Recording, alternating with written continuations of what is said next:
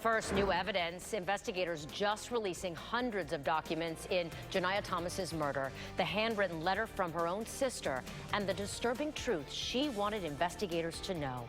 Good evening, and thanks for joining us. I'm Wendy Ryan. And I'm Ashley Glass in for Jameson as we're just uncovering new details in that heartbreaking case of the 11-year-old Bradenton girl who was found dead in a freezer. A very disturbing case. All new at 6. ABC Action News reporter Adam Weiner just finished sifting through 400 pages of court documents released today and tells us what he found. Adam? That's right. Went through a lot of documents, newly released evidence documents, but I got to say, 2 single pages really stood out to me. It's a letter to a Manatee County judge from one of the siblings of Janiya Thomas saying they really wanted to make sure that the judge knew the truth about what happened to their sister. And I have to warn you, some of the details of the letter can be difficult to hear.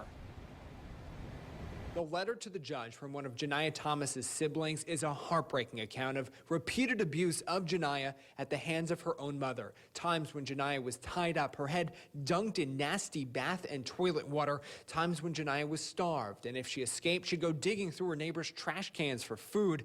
But most heartbreaking of all, the time they saw their little sister's emaciated body lying lifeless on the bathroom floor. And after calling out to her, the realization that their little sister, Janiya, was dead. They never saw her again. Janiya was 11 years old, but just 44 pounds when investigators found her frozen body inside a cardboard box. In their investigation, Bradenton detectives learned that cardboard box once contained luxury king-size Venetian bedding, FedEx to Keishanna Thomas from California.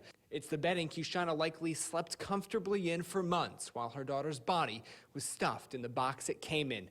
Janiya Thomas's siblings say they wrote this letter to, quote, tell my sister's story for her because she didn't get to tell it to you, perhaps afraid their mother would get away with murder. Now, there are still some important details we don't know. Most important is that Keishanna Thomas's statements to investigators are not yet public. We are going to have to wait until the trial here in downtown Bradenton to learn what Keishanna Thomas has to say about all this. Her trial not scheduled until November. For now, live in Manatee County, Adam Weiner, ABC Action News.